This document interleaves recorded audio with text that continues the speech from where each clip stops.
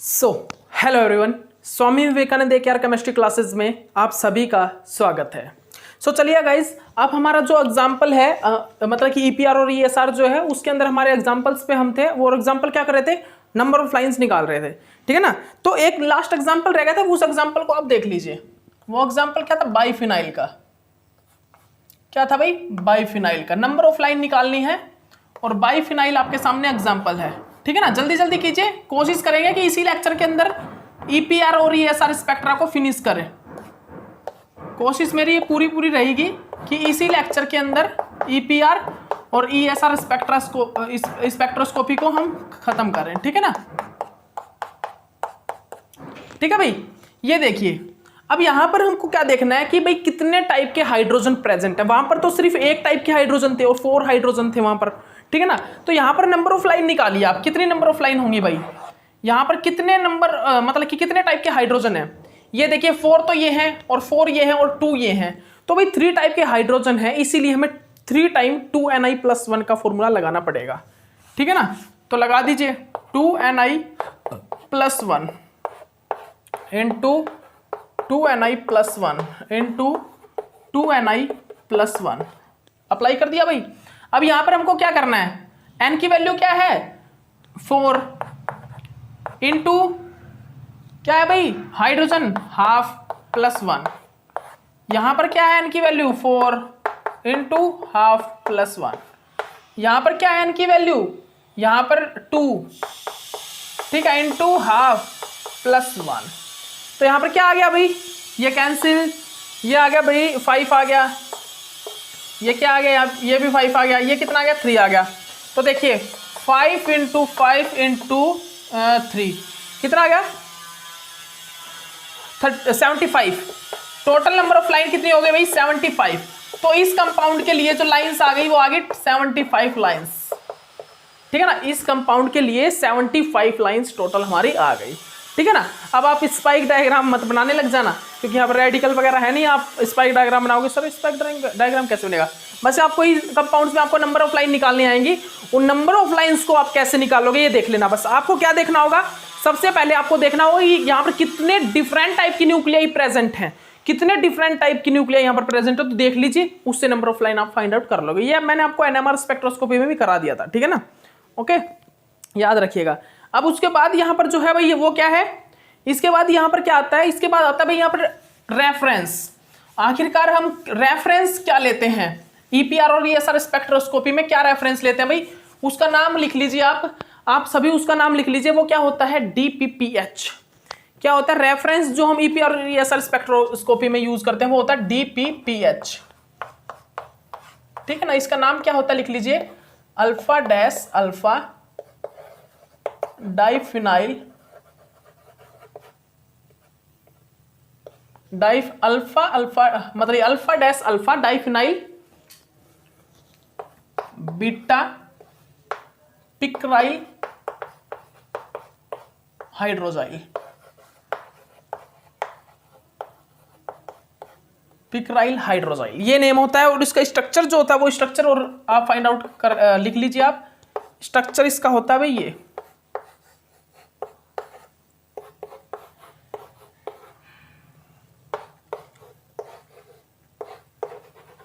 NO2 NO2, ठीक है ना। ये इसका क्या होता है, स्ट्रक्चर होता है, ठीक है ना। इस चीज का ये क्या होता है, ये इसका स्ट्रक्चर होता है, ये स्ट्रक्चर देख लीजिए, ठीक है ना। ओके, ये डैश इस पे लगता है, ठीक है। ओके, इसके बाद जनरली हम क्या देखते हैं, ESR lies in microwave region. ESR जो लाइज किसको लाइज करता है, वो लाइज करता है माइक्रोवेव रीजन को। ESR lies in microwave region, ठीक है ना। लिख लीजिए आप, जो हमारा ESR और जो EPR होता है वो किस चीज को लाइज करता है भाई, lies in microwave, lies in microwave region, ठीक है ना। किस चीज को भाई, माइक्रोवेव रीजन को वो लाइक करता है, ठीक है ना। तो आप इस चीज को भी अच्छे से अपनी कॉपी में सभी स्टूडेंट नोट डाउन कर लीजिए।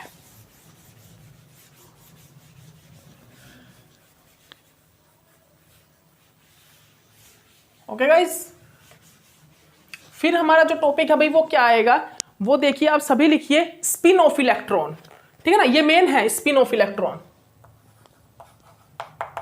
Spin off electron.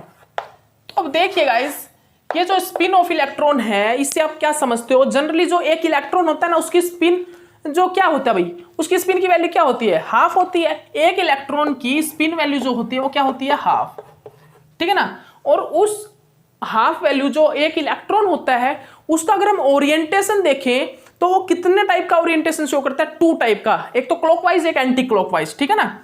एक तो शो करता है हमारा इलेक्ट्रॉन कैसा? क्लॉकवाइज, ठीक है ना। एक हमारा शो कैसा करता है? एंटी क्लॉकवाइज, ठीक है ना। क्लॉकवाइज और एंटी क्लॉकवाइज, जिसको हम क्या बोलते हैं? क्लॉकवाइज जैसे क्या होता है? पॉजिटिव हाफ, और एंटी क्लॉकवाइज क्या होता है? नेगेटिव हाफ, ठीक है ना। तो यहां पर 2 टाइप के ओरिएंटेशन होते हैं, ठीक है ना। ये जैसे कि क्या हो गया? ये क्लॉकवाइज हो गया और ये एंटी क्लॉकवाइज हो गया, ठीक है ना। तो यहां पर हमारे स्पिन ऑफ इलेक्ट्रॉन कितने टाइप की होती है? 2 टाइप की, क्लॉकवाइज और एंटी क्लॉकवाइज। और इसकी जो वैल्यू होती है वो कैसी होती है भाई? वो हमारी कैसी होती है? हाफ होती है। तो देखिए जनरली हम स्पिन ऑफ इलेक्ट्रॉन से ही क्या पता करते हैं? हम जनरली जो हमारा स्पिन ऑफ इलेक्ट्रॉन होता है उसी चीज से हम क्या पता करते हैं? Paramagnetic nature.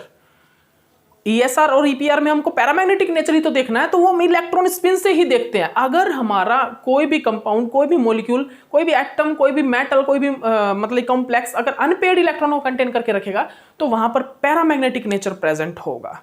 तो देखिए स्पिन वैल्यू अगर एक इलेक्ट्रॉन है तो हाफ वैल्यू शो करेगा, 2 अनपेयर्ड इलेक्ट्रॉन है तो वो 1, और 3 है तो कितना शो करेगा? 3 है तो 3/2 वैल्यू, ठीक है ना। तो इस चीज को आप जनरली पता होना चाहिए। तो एक इलेक्ट्रॉन के लिए स्पिन वैल्यू क्या होती है, ठीक है ना। तो स्पिन वैल्यू की क्या होती है भाई? हाफ होती है, ठीक है ना। इस चीज को आप अच्छे से अपनी कॉपी में सभी स्टूडेंट नोट डाउन कर लीजिए। इसके बाद हम क्या देखते हैं? इसके बाद हम जनरली रेजोनेंस को भी स्टडी करेंगे। भाई आखिरकार रेजोनेंस करने के लिए कितनी एनर्जी चाहिए होती है, कितनी एनर्जी रिक्वायर्ड होती है, ठीक है ना।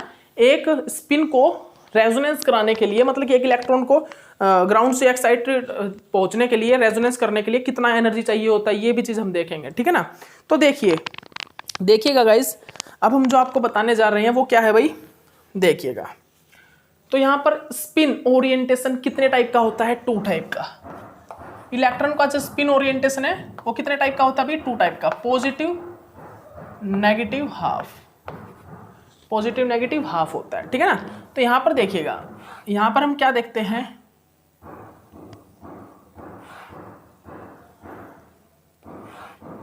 ये देखिए, ये क्या है भाई? ये है हमारा एक स्पिन ऑफ इलेक्ट्रॉन। देख लीजिए, ध्यान से देख लीजिए, ये हमारा क्या है? यहां पर स्पिन ऑफ इलेक्ट्रॉन, ठीक है ना। इस चीज को आप अच्छे से अपनी कॉपी में सभी स्टूडेंट नोट डाउन कर लीजिए।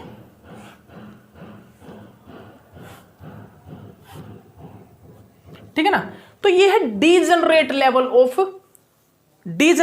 ऑफ इलेक्ट्रॉन स्पिन, मतलब कि वो लेवल जहां पर दोनों की दोनों स्पिन, मतलब कि क्लॉकवाइज और एंटी क्लॉकवाइज दोनों के दोनों स्पिन का जो एनर्जी लेवल है वो डीजनरेट है। क्या है? डीजनरेट। ये कौन सा लेवल है भाई? जहां पर हमारा जो इलेक्ट्रॉन स्पिन का लेवल है वो सेम है, मतलब कि डीजनरेट है, पॉजिटिव नेगेटिव हाफ। दोनों के दोनों इलेक्ट्रॉन स्पिन का जो ओरिएंटेशन होता है पॉजिटिव और नेगेटिव हाफ, वहां वो क्या है? डीजनरेट, मतलब कि एक ही एनर्जी लेवल पे है। लेकिन जैसे ही हमने एक्सटर्नल मैग्नेटिक फील्ड अप्लाई किया, एक्सटर्नल मैग्नेटिक फील्ड जैसे कि B0, ठीक है ना, जैसे ही हमने वो अप्लाई किया तो वहां पर क्या हुआ भाई? हमारा जो डीजनरेसी लेवल है वो नॉन डीजनरेट लेवल में चेंज हो गया, ठीक है ना। डीजनरेसी जो लेवल होता है वो नॉन डीजनरेट लेवल में चेंज हो गया, ठीक है ना, नॉन डीजनरेट में, जैसे कि पॉजिटिव हाफ और नेगेटिव हाफ में, ठीक है ना।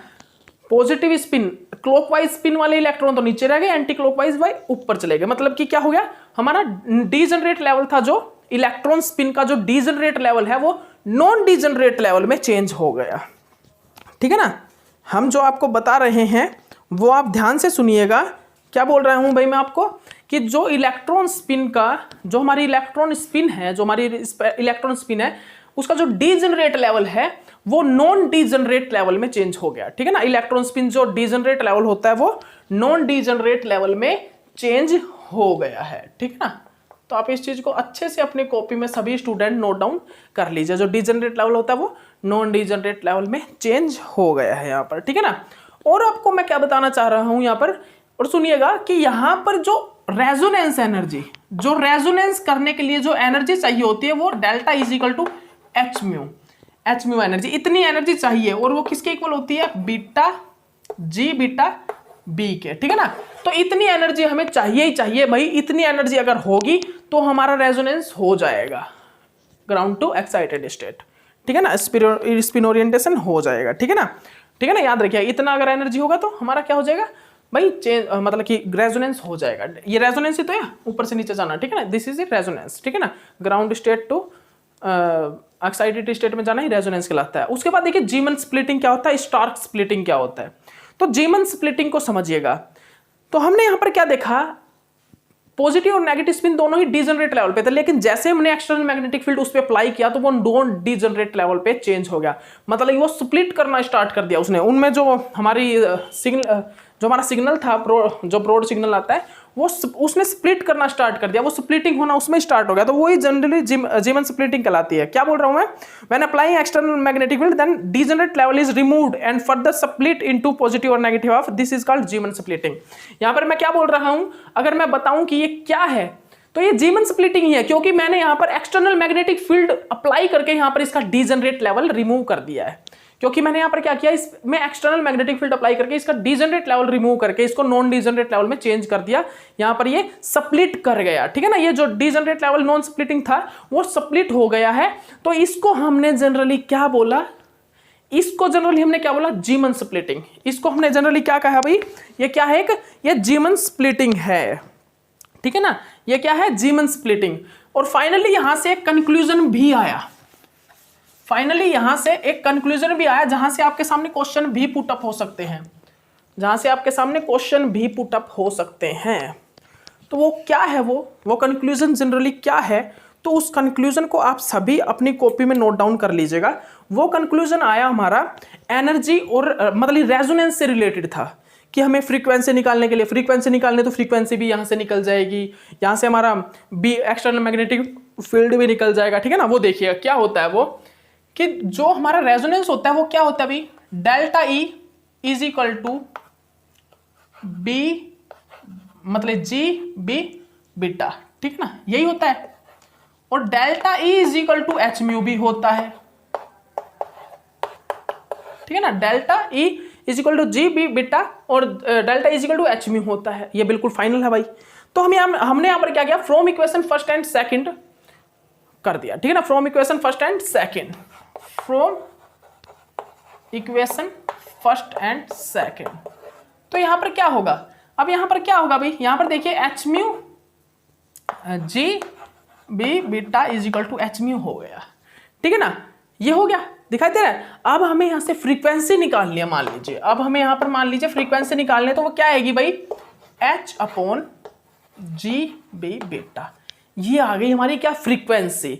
तो हम यहां से फ्रीक्वेंसी को कैलकुलेट कर सकते हैं, हम यहां से फ्रीक्वेंसी को कैलकुलेट कर सकते हैं, ठीक है ना, ठीक है ना, याद रखिएगा फ्रीक्वेंसी को हम यहां से कैलकुलेट कर सकते हैं। तो ये क्या है, फ्रीक्वेंसी, प्लैंक्स कांस्टेंट, जी वैल्यू जो हमारी आती है, ठीक है ना, बी एक्सटर्नल मैग्नेटिक फील्ड और बीटा हमारा अभी हम दिखा देंगे आपको, ठीक है ना, ओके, याद रखिएगा, ठीक है ना। तो यहां पर हमें कौन कौन सी वैल्यू निकालनी पड़ती है भाई, जैसे प्लैंक कांस्टेंट हमें गिवन होगी, प्लैंक कांस्टेंट 6 पॉइंट क्या होता है भाई, 6.623 इंटू 10 रेस की पावर -34 जूल सेकेंड, ठीक है ना। और यहां पर जो बीटा एक्सटर्नल बीटा की जो वैल्यू होती है वो क्या होती है, 9.273 इंटू 10 रेस की पावर -23 जूल पर टेस्ला, जूल पर टेस्ला, ये होती है किसकी, बीटा की वैल्यू, ठीक है ना। इसकी वैल्यू क्या आती है, प्लैंक कांस्टेंट की बताइए आपको, 6.623 इंटू 10 रेस की पावर -34 जूल सेकेंड, ठीक है ना। और यहां पर ये क्या होता है, हमारा बीटा की वैल्यू क्या होती है, 9.273 इंटू 10 रेस की पावर -23 जूल पर टेस्ला, ठीक है ना। तो इस चीज को आप सभी स्टूडेंट नोट डाउन अपनी कॉपी में कर लीजिए, आप सभी कर लीजिए। जनरली बोर्स मैग्नेटॉन है ये क्या है, 23 नहीं है, 26 है, 6.626, ठीक है ना। ये क्या है जनरली, ये क्या है, बोर्स मैग्नेटॉन की वैल्यू, ठीक है ना, बोर्स मैग्नेटॉन BM, ठीक है ना। Beta is equal to Bohr's magneton, beta क्या है, बोर्स मैग्नेटॉन, आप लिख लीजिएगा। बीटा की यूनिट जनरली जो हम बोलते हैं वो क्या होती है, बोर्स मैग्नेटॉन होता है, ठीक है ना, बोर्स मैग्नेटॉन, ठीक है ना। बेटा इज द बोर्स मैग्नेटॉन, जो बोर्स मैग्नेटॉन की वैल्यू होती है 9.273 इंटू 10 रेस की पावर -23 जूल पर टेस्ला, ठीक है ना। तो इस चीज से हम यहाँ पर ये फ्रीक्वेंसी इस टाइप से फाइंड आउट कर सकते हैं कि फ्रीक्वेंसी क्या होगी EPR और ESR में, ठीक है ना। तो आपको इस टाइप से वैल्यू गिवन होगी, किस चीज की भाई, आपको किस चीज की वैल्यू गिवन होगी, आपको जैसे कि प्लैंक कांस्टेंट की, बीटा की वैल्यू, ठीक है ना। आपको फ्रीक्वेंसी पूछ लेगा, एक्सटर्नल मैग्नेटिक फील्ड दिया होगा तो अप्लाई कर देना, डायरेक्ट निकल आएगी, डायरेक्ट वैल्यू आपकी निकल आएगी भाई, ठीक है ना। ओके, तो ये भी हो गया आपका ये भी क्वेश्चन हो चुका है, ठीक है ना। इस टाइप के क्वेश्चन भी अब आप कर सकते हो, ठीक है ना। उसके बाद देखिए स्टार्क स्प्लिटिंग। तो देखिए जब हम एक्सटर्नल मैग्नेटिक फील्ड अप्लाई करके डीजनरेट लेवल को क्या करते हैं, रिमूव करते हैं और स्प्लिट करवाते हैं, तो वो स्प्लिटिंग कहलाती है क्या, वो स्प्लिटिंग कहलाती है जीमन स्प्लिटिंग। लेकिन अगर हम इलेक्ट्रिक फील्ड अप्लाई करके डीजनरेट लेवल को रिमूव करें और स्प्लिटिंग करवाएं तो वो कहलाती है स्टार्क स्प्लिटिंग, ठीक है ना। तो आप सभी कर सकते हो अब क्या भाई, जीमन स्प्लिटिंग और स्टार्क स्प्लिटिंग, ठीक है ना भाई, जीमन स्प्लिटिंग और स्टार्क स्प्लिटिंग। जीमन स्प्लिटिंग और स्टार्क स्प्लिटिंग। जीमन क्या होती है, जहां पर एक्सटर्नल मैग्नेटिक फील्ड अप्लाई करते हैं, स्टार्क होता है जहां पर इलेक्ट्रिक फील्ड से हम क्या करते हैं, स्प्लिटिंग करवाते हैं, ठीक है ना। तो इस चीज को आप सभी स्टूडेंट नोट डाउन कर लीजिएगा कॉपी में। ओके, अब देखिए, अब हम क्या देखते हैं भाई, अब हमारा क्वेश्चन क्या आता है, एक कंक्लूजन हो रहा है। वो कंक्लूजन क्या होता है, जो स्पिन होता है वो स्पिन क्या होना चाहिए, पॉजिटिव नेगेटिव हाफ। और जो एम आई आता है ना, एम आई मीन्स क्या होता है, जो पॉजिटिव और नेगेटिव हाफ होता है, इनको कैंसिल आउट करके जो नेट स्पिन वैल्यू वो क्या आनी चाहिए, 0 आनी चाहिए, ठीक है ना। M i is equal to 0 होना चाहिए। तो यहाँ पर m i is equal to 0 कब होगा वो भी हम आपको बताएंगे, लेकिन उससे पहले मैं कुछ आपको बात बताना चाहूंगा कि देखिए स्पिन ऑफ इलेक्ट्रॉन आपने देखा, स्पिन ऑफ इलेक्ट्रॉन की ओरिएंटेशन कितनी होती है, पॉजिटिव और नेगेटिव हाफ। तो वो स्प्लिट होता है तो किस किस चीज में होता है, पॉजिटिव और नेगेटिव में, ठीक है ना। लेकिन जब हम एग्जांपल लेते हैं तो वहां पर हाइड्रोजन होते हैं, जनरली हाइड्रोजन या कोई भी एक्टिव न्यूक्लियाई। तो हम उन एक्टिव न्यूक्लियाई के जो मैग्नेटिक फील्ड से क्या जनरेट होता है, स्प्लिटिंग जनरेट होती है। तो उन एक्टिव न्यूक्लियाई से भी क्या होती है, स्प्लिटिंग होती है। तो मैं आपको क्या बताना चाह रहा हूं, ओनली यहां पर इलेक्ट्रॉन स्पिन से ही स्प्लिटिंग नहीं होगी, यहां पर स्प्लिटिंग इलेक्ट्रॉन मतलब जो हमारे न्यूक्लियाई हैं उनके मैग्नेटिक फील्ड से भी स्प्लिटिंग होगी, ठीक है ना। तो यहां पर प्रोटॉन से भी क्या होगा, स्प्लिटिंग होगी। एक मिनट रुकिए गाइस,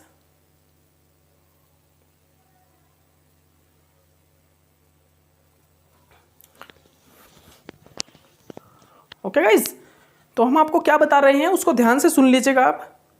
हम आपको क्या बता रहे हैं भाई कि यहां पर जो स्प्लिटिंग होती है, यहां पर जो स्प्लिटिंग होती है वो ओनली इलेक्ट्रॉन स्पिन से ही नहीं होती, हाइड्रोजन जो प्रोटॉन्स हैं उनके मैग्नेटिक फील्ड से भी स्प्लिटिंग होती है। तो पहले तो इलेक्ट्रॉन स्पिन से हो जाएगी स्प्लिटिंग, उसके बाद हाइड्रोजन से स्प्लिटिंग अलग होगी, ठीक है ना। वो कैसे होती है वो दिखा देता हूं मैं आपको, देखिएगा।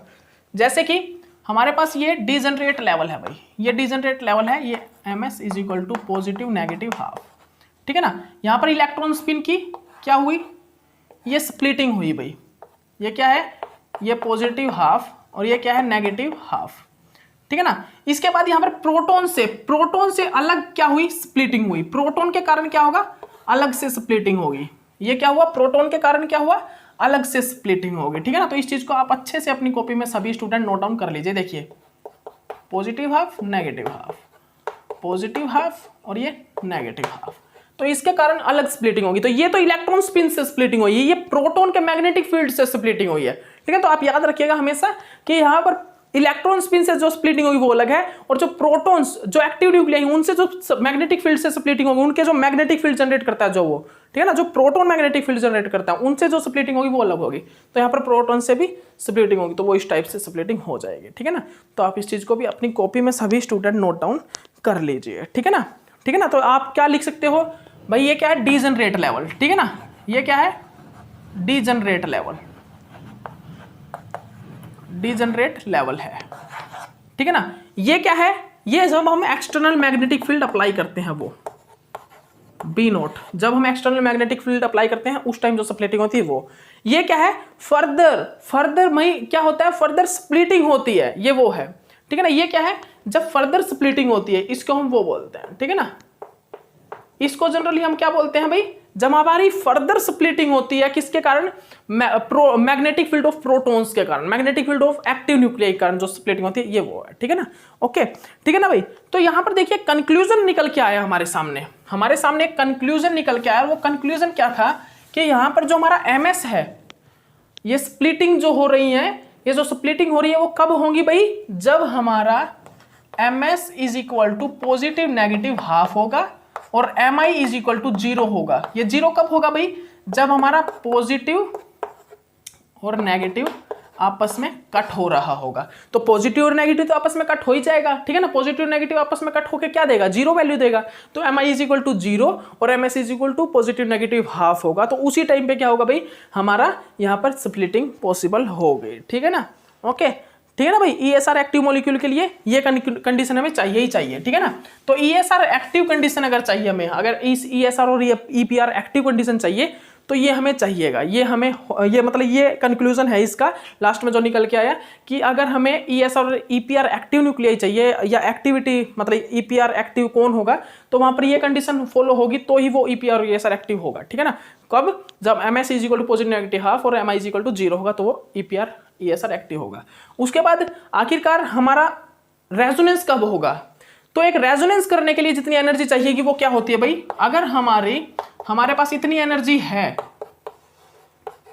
अगर हमारे पास इतनी एनर्जी है तो हमारा ग्राउंड स्टेट से एक्साइटेड स्टेट में रेजोनेंस मतलब ये ग्राउंड से एक्साइटेशन हो जाएगा, ground state to excited state excitation हो जाएगा, नहीं तो एक्साइटेशन नहीं हो पाएगा। तो हम बोले रेजोनेंस कब होगा, तो रेजोनेंस इतनी एनर्जी रिक्वायर्ड होती है रेजोनेंस कराने के लिए, हमें रेजोनेंस कराने के लिए इतनी एनर्जी की रिक्वायरमेंट होती ही होती है। अगर इतनी एनर्जी मिल गई तो रेजोनेंस हो जाएगा, नहीं तो नहीं हो पाएगा, ठीक है ना। तो आप याद रखिएगा, ठीक है ना।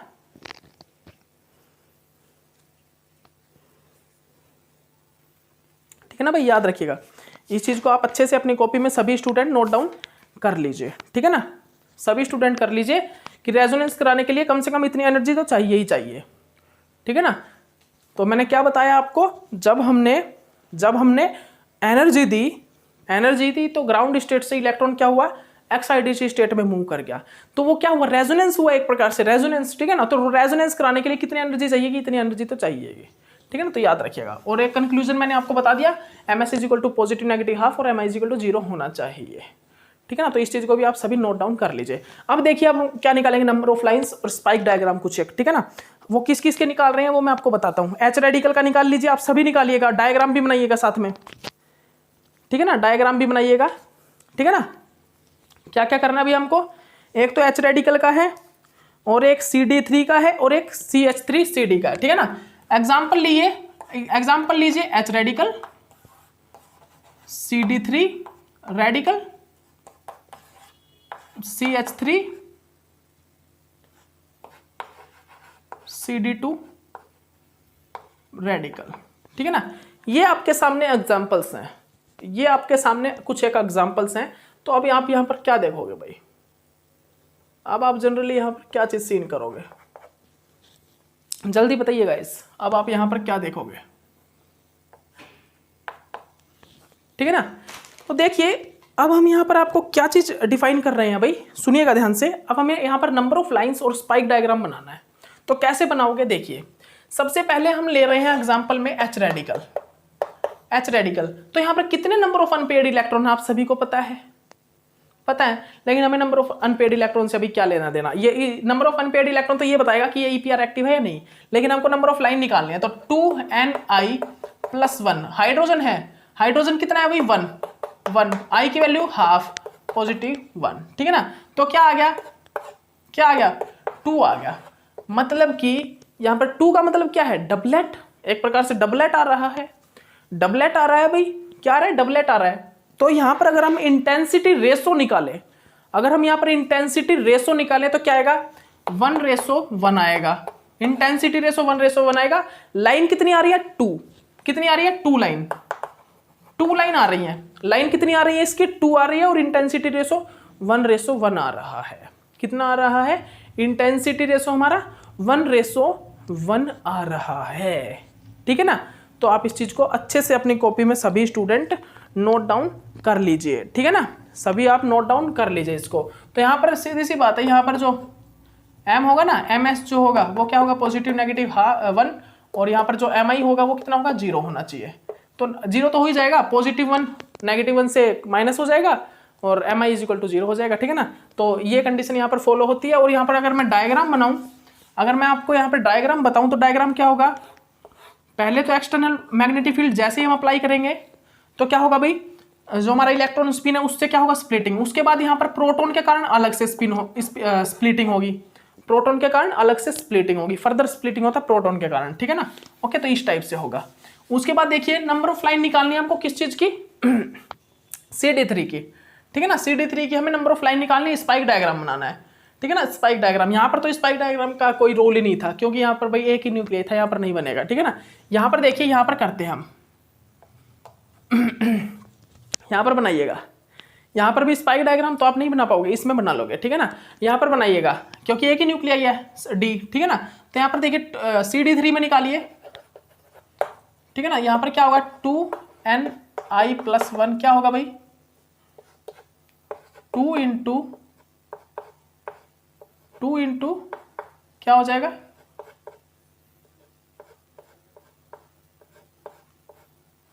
2 इंटू 3 इंटू 1+1। क्यों 1 क्यों लिखा मैंने, आई की वैल्यू 1 क्यों लिखी, डी के लिए 1 होती है, ड्यूटेरियम के लिए, ठीक है ना। तो कितना हो गया भाई, 7 हो गया, 7 आ गई। नंबर ऑफ लाइंस कितनी आ गई, 7 आ गई इसके number of lines. Intensity ratio निकाले तो इंटेंसिटी रेशो क्या आएगा भाई, I इज इक्वल टू 1 है, N इज इक्वल टू कितना है, 3 है। तो आप सभी को पता है कितना आता है, I इज इक्वल टू 1 और N इज इक्वल टू 1 के लिए क्या होता है भाई, 1:1:1 होता है, ठीक है ना। और N इज इक्वल टू 2 के लिए क्या होता है, आप सभी को पता है N इज इक्वल टू 2 के लिए क्या होता है भाई, 1:2:3:2:1 ये होता है। N इज इक्वल टू 3 के लिए क्या होता है, ये तो N इज इक्वल टू 2 के लिए हो गया, N इज इक्वल टू 3 के लिए क्या होगा, 1:3:6:7:6:3:1 ये हो गया N इज इक्वल टू 3 के लिए। तो इंटेंसिटी रेशो ये आ जाएगा, इंटेंसिटी रेशो ये आ जाएगा, ठीक है ना। ओके, उसके बाद क्या निकालते हैं हम, उसके बाद क्या देखते हैं भाई हम, तो इसके बाद क्या देखते हैं, इसके बाद हमारा ये एग्जाम्पल है, इसके बाद हमारा ये वाला एग्जाम्पल है। इसके लिए निकालिए, आप सभी निकालिएगा, CH3CD2 रेडिकल। तो अब देखिए मैं आपको एक चीज बताना चाहूंगा, स्पाइक डायग्राम में याद रखिएगा, जिस पे रेडिकल है वो हमेशा क्या करेगा, पहले स्प्लिट करेगा, तो ये चीज याद रखिएगा, ठीक है ना। तो यहाँ पर 2 टाइप की न्यूक्लियाई, तो हम क्या करेंगे, 2ni+1, 2ni+1, ठीक है ना। तो n कितना है, मान लीजिए इसको पहले कर दूं मैं 2 इंटू 1+1। अब इसको देखिए यहाँ पर क्या आएगा, 2 इंटू 3 इंटू हाफ, क्योंकि आई की वैल्यू यहाँ पर हाइड्रोजन की होती है हाफ, ठीक है। तो यहाँ पर क्या हो गया भाई, यहाँ पर हमारा आ गया 5 इंटू 4, टोटल लाइन कितनी आ गई, 20 लाइन, ठीक है ना। टोटल कितनी आ गई, 20 लाइन। तो अब यहाँ पर अगर मैं स्पाइक डायग्राम बनाना चाहूँ इसका, अगर मैं यहाँ पर स्पाइक डायग्राम बनाना चाहूँ तो क्या आएगा भाई, स्पाइक डायग्राम क्या आएगा, तो स्पाइक डायग्राम कैसे बनेगा, देखिए यहाँ पर रेडिकल जिस पे है ना वो पहले स्प्लिट करेगा, तो ये कैसे, क्या स्प्लिटिंग करेगा भाई, ये आप सभी बताइए, स्प्लिटिंग में क्या करेगा भाई, जल्दी बता दीजिएगा। इस पहले कौन स्प्लिट करेगा, ये स्प्लिट करेगा ना, पहले ये स्प्लिट करता है, तो इसकी स्प्लिटिंग की वैल्यू कैसे आएगी। अब आप भूल के भी इसको ये मतलब बोलते ना ट्रिपलेट, ट्रिपलेट कैसे होगा, ट्रिपलेट नहीं होगा, 2ni+1 से आप स्प्लिटिंग निकालोगे, तो 2ni+1 से स्प्लिटिंग क्या आएगी, क्या आएगी, क्विंटेट आएगी। तो यहाँ पर क्या आएगा भाई, यहाँ पर आएगा quintet of quadrate, quintet of quadrate, ठीक है ना। क्विंटेट ऑफ क्वाड्रेट आएगा, पहले ये करेगा फिर ये करेगा, क्विंटेट ऑफ क्वाड्रेट आएगा, ठीक है ना। तो पहले क्या करोगे आप स्पाइक डायग्राम में, ये देखिए, ठीक है ना, क्विंटेट ऑफ क्वाड्रेट,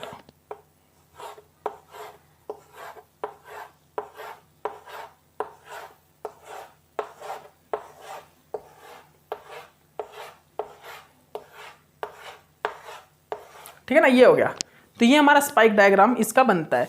और इसमें अगर मैं इंटेंसिटी रेशो आपको बताना चाहूं कि इंटेंसिटी रेशो क्या होगा, तो आप सभी को पता है भाई, क्विंटेट, इसका इंटेंसिटी रेशो क्या था, इसका इंटेंसिटी रेशो क्या था भाई, इसका क्विंटेट का इंटेंसिटी रेशो क्या आया था, 1 रेशो, इसका क्या आया था भाई, एक मिनट रुकिएगा गाइस, क्या आया था भाई इसका intensity ratio, I is equal to 1, इसका आया था 1:2 2:3, हाँ तो 1 2 3 2 1, ये आया था ना। क्वाड्रेट के लिए क्या होता है, क्वाड्रेट के लिए क्या होता है अभी 1 3 3 1 1 3 3 1 1 3 3 1 1 3 3 1 1 3 3 1।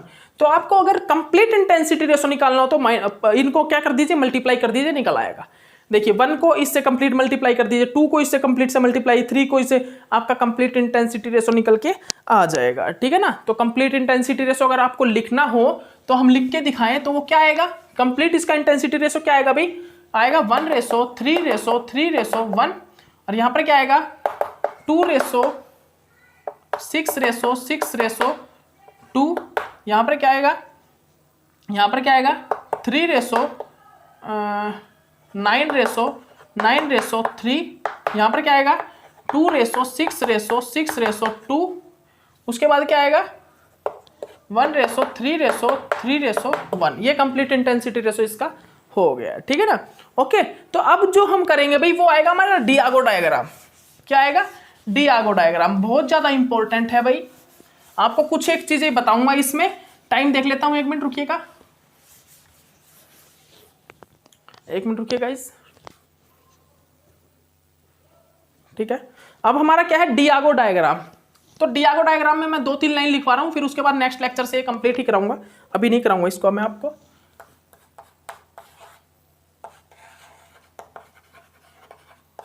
डियागो डायग्राम, तो देखिए भाई, सबसे पहले तो मैं आपको कुछ बातें बता देना चाहता हूं डियागो डायग्राम के बारे में। तो जो डियागो डायग्राम होता है ना, वहां पर हम क्या देखते हैं कि जो प्रोटॉन न्यूक्लियाई है, अगर वो किसी एक्टिव न्यूक्लियाई के साथ अटैच है तो वो स्प्लिटिंग नहीं करती। अगर हमारा प्रोटॉन किसी एक्टिव न्यूक्लियाई के साथ कनेक्ट है तो वो स्प्लिटिंग नहीं करता, और अगर प्रोटॉन इनएक्टिव न्यूक्लियाई के साथ कनेक्ट है तो वो स्प्लिटिंग करता है। फिर हम उसके लिए नंबर ऑफ लाइन के लिए फॉर्मूला लगाते हैं 2ni+1 प्रोटॉन के लिए। अगर एक्टिव के साथ कनेक्ट है तो 2ni+1 प्रोटॉन के लिए नहीं लगेगा। ठीक है ना। और ये जो डियागो रूल है ये यूज होता है किस चीज के लिए, ये यूज होता है कॉम्प्लेक्स के लिए। जो हमारा डियागो रूल है वो हम डियागो रूल को यूज करते हैं कॉम्प्लेक्स के लिए, कॉम्प्लेक्स में नंबर ऑफ लाइंस निकालने के लिए। ठीक है ना, कॉम्प्लेक्स में नंबर ऑफ लाइन को काउंट करने के लिए हम डियागो रूल का यूज करते हैं, और सबसे ज्यादा इंपॉर्टेंट भी है, एग्जाम्स में हमारा पूछा जाता है ये चीज। ठीक है ना। डियागो रूल डायरेक्ट कॉम्प्लेक्स आएगा, पूछेगा नंबर ऑफ लाइन बताइए, तो आपको क्या करना, नंबर ऑफ आप देखिए सबसे पहले अनपेयर्ड इलेक्ट्रॉन है या नहीं, किस में अनपेयर्ड इलेक्ट्रॉन है, वही pr एक्टिव होगा। उसके बाद आप डायरेक्टली, पता है आपको मेटल का आई वैल्यू पता होना चाहिए, तो मैं बता दूंगा मेटल में यहाँ पर क्या, किसकी 3/2 वैल्यू, किसकी 5/2 है, उसमें से एग्जाम्पल आएगा जो मैं कराऊंगा। ठीक है ना, बाहर से कुछ एग्जाम्पल नहीं आएगा, और आपको बस ये हाफ, मतलब हाफ 3/2 5/2 ये किसकी वैल्यू होती है मेटल में, ये पता होना चाहिए। ठीक है ना, वो आप देख लीजिएगा, मैं आपको एग्जाम्पल कराऊंगा, उन एग्जाम्पल्स में से ही मेटल आएंगे और मेटल की वैल्यू आपको याद भी हो जाएगी। जनरली क्रोमियम, आयरन, इनमें से ही मेटल आते हैं, बाहर से नहीं आते मेटल। ठीक है ना, इनमें से ही मेटल आ जाते हैं, क्रोमियम में, आयरन में से, और भी कोबाल्ट वगैरह, मैग्नीज में से, इनमें आ जाते हैं। ठीक है ना। ओके, तो देखिए अभी के लिए इतना ही काफ़ी। नेक्स्ट लेक्चर में फिर हम डियागो रूल, और उसके बाद जनरली कुछ है AN-AH के बारे में बताऊंगा। जो AN-AH में भाई स्प्लिट पहले कौन करता है, क्यों करता है, मतलब जो AN होता है, कपलिंग कांस्टेंट किसकी ज़्यादा होता है। फाइनली तो हम कपलिंग कांस्टेंट की वैल्यू से पता कर लेते हैं स्प्लिट कौन पहले करेगा, स्प्लिटिंग वैल्यू। ठीक है ना, तो हम देखते हैं AN की स्प्लिटिंग वैल्यू मच मोर होती है देन AH से, तो पहले वो स्प्लिट करता है AN। ठीक है ना, उसके बाद हम क्रैमर्स पेयर देखेंगे, क्रैमर पेयर। ठीक है ना, क्रैमर्स डिजनरेसी जनरली। ठीक है ना, क्रैमर्स पेयर देखेंगे और फिनिश करेंगे इसको। ठीक है ना, तो वो नेक्स्ट लेक्चर में होगा, अभी नहीं, नेक्स्ट लेक्चर से। ठीक है ना, अभी के लिए थोड़ा सा मेरे को अभी वॉकिंग पे जाना है, रनिंग वगैरह कराते हैं, उसके बाद आके आपको कराता हूँ। Okay, bye.